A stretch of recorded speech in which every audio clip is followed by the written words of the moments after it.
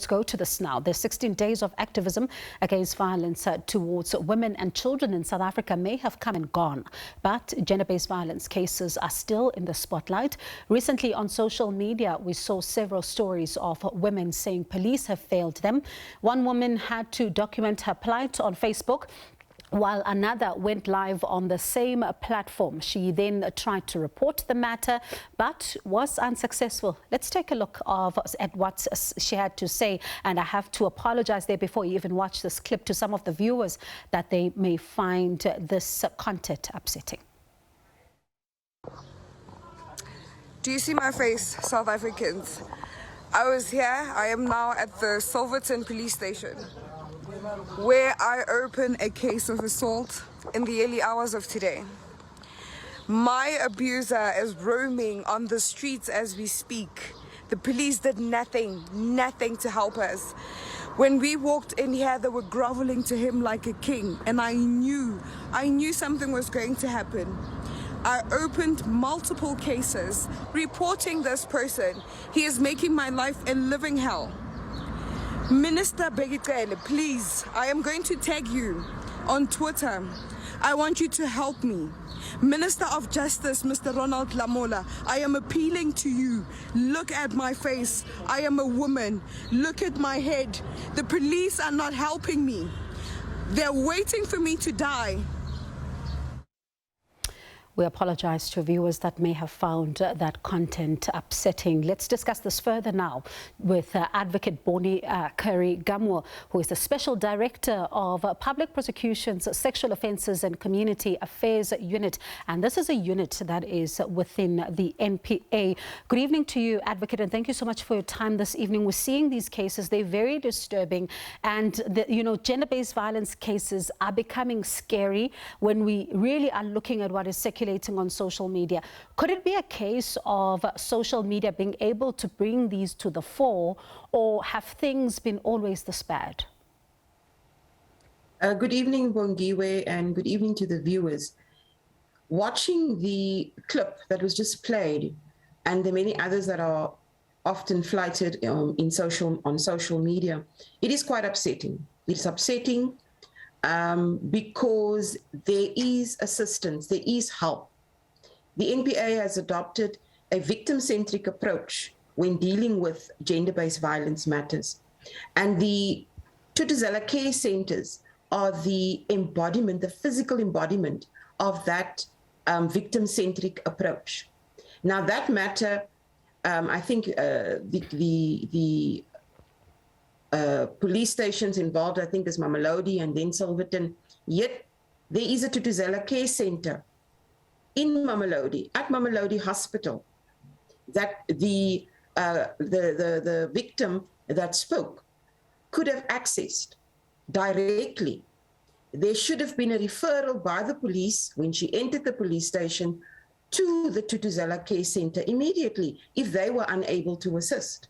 So it is unfortunate, because at the Tutuzela Care Center, she would have received victim support from a victim assistant officer, from social workers.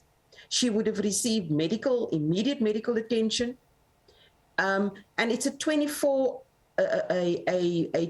Care Center which is operational 24/7. So it is unfortunate, because the protocols are in place with the police that when a victim of GBV enters the police station, that those victims are brought directly to the closest Tutuzela Care Center.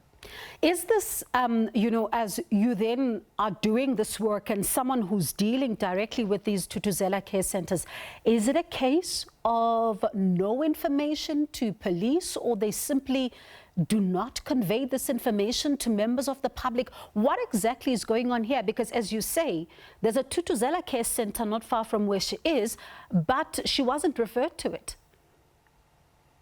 Yes, I don't exactly know what occurred at the police station, but the part of the protocols that we have in place. And remember, the police are a vital stakeholder at the Tutuzela Care Center. The Mamelodi Tutuzela Care Center, which services Mamelodi, Silverton, in fact services 13 police stations in that area. And the protocol is that they are supposed to refer the person or bring the victim directly to the Thuthuzela Case Center. So I'm not sure who she spoke to, which police officer she spoke to, because that Thuthuzela Case Center has been there for quite some time. It is fully capacitated with a site coordinator, a case manager, a victim assistant officer. Our NGOs are there. The Department of Health is present. The Department of Social Development is present. So it really is unfortunate. But what we have done from the NPA side, we have launched our Know Your Thuthuzela campaign on the various social media platforms. And that campaign is to ensure that the location of our Thuthuzela Case Centers is more visible, more known to our public that we serve, so that vital and crucial services can be rendered. In the past 5 years, Bongiwe, the 55 sites that we have across the country serviced 165,832 victims altogether. So lots of work is being done throughout Thuthuzela Case Centers. Now, when I'm listening to what you're saying and versus what is happening on the ground, it looks like there's a bit of a disconnect, if I can be honest, because I remember, about 2 years ago, listening to Police Minister Bheki Cele saying that police are not counselors. They should not be saying, no, let's take you back home to try and see if we can negotiate with your perpetrator or the alleged perpetrator in that particular moment. They must effect arrests and they must investigate, and they need to make sure that they also provide enough support to these victims. Now, if we have a case where, and I'm not talking about just this particular case, I'm talking about just across the country, we're seeing women and men who are saying that they're failing and they're not being able to get the particular assistance that they need from these particular police stations. And it looks like for some of them, it's an issue of training when it comes to the police officers. What should be the protocol of an alleged victim who walks into a police station, who is then denied that particular access if they have not even seen this campaign on social media? What do I do once I am told they can't help me or they are groveling to my alleged abuser? I would really suggest that, knowledge is power. The NPA website and the various NPA social media platforms, we have, as the soccer unit, flooded it with information around the Thuthuzela Case Centers. We've made it known, and in the 16 days as well, including from our Mamelodi Thuthuzela Case Center, we've had various media campaigns. So I'm saying to the victim out there, go onto to Google Thuthuzela Case Centers and find out where your closest Thuthuzela Case Center is, and come. You don't need the police to bring you to the Thuthuzela Case Centers. You can come there. At many of our Thuthuzela Case Centers, we actually have police officers available to take down a statement and to do the necessary in respect of reporting that particular matter. So I'm going to urge all our victims out there, please do find out in your area where you are right now, where my closest Thuthuzela Case Center is, so that I can access it. There are fully trained, very committed individuals waiting to assist. Besides the victim support, in psychosocial support, and the medical examination and assistance which is available, there's also a referral to a shelter, for example, because in many of the cases with the domestic violence, the perpetrator continues to be a danger to that particular victim. And with many of our Thuthuzela Case Centers, we actually have established protocols. We have relationships with NGOs, with the DSD, so that there can be a referral of that victim to an appropriate shelter if needed. So really, I cannot urge enough anyone watching this program right now, whether you are a victim or you know of a victim, go and find out where your closest Tutuzela care centers is.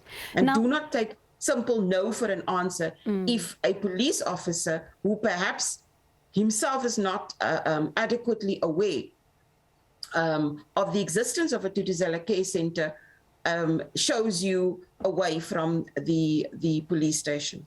Now, Advocate, one of the things that we've heard even from Parliament is the difficulty around funding that the NPA has when it comes to, even carrying out its work. I imagine that you may not be different tonight. How challenging has the funding been around such centres? Funding is always a challenge, but currently all 55 sites is funded by government.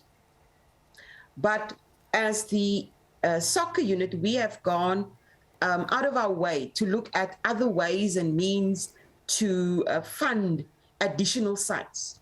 Currently, I have identified 16 potential additional sites across the country.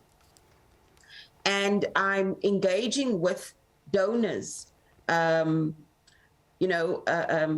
companies that are trying to see how they can take their social responsibility around GBV and how they can give effect to that.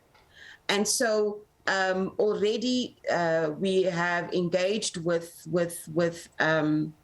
organizations such as NACOSA, such as the SPA Group, to assist us in establishing new sites or equipping these sites, which is also quite expensive.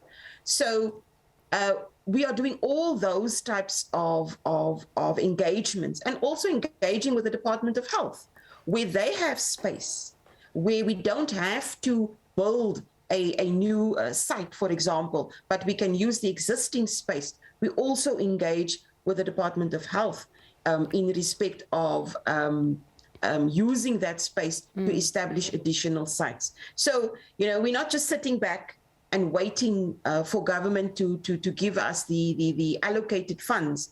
We know that if the more we are able to assist victims of gender-based violence, the more we are able to give the victims support, we are turning our victims of GBV into survivors.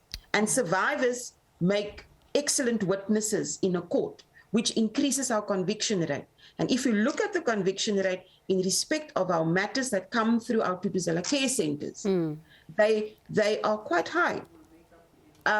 Unfortunately, we don't have enough Tutuzela care centers, but we will continue as the soccer unit and as the NPA. We are committed to ensure that we find the means to establish more sites as we go along. Advocate, thank you so much for your time this evening. Unfortunately, we've run out of time, but thank you so much for that, as you really have painted a picture for us. 55 sites across the country that she says are available to assist women who are not being able to get assistance from police stations. You can go directly there. You don't even need to be referred to by the police in this particular matter, and they're called the Tutuzela Care Centers. And this, of course, at the back of the 16 days of activism of no violence against women and children. That was Adv Bonnie Currie-Gamwo, who is a special director of the Public Prosecutions, Sexual Offences and Community Affairs Unit.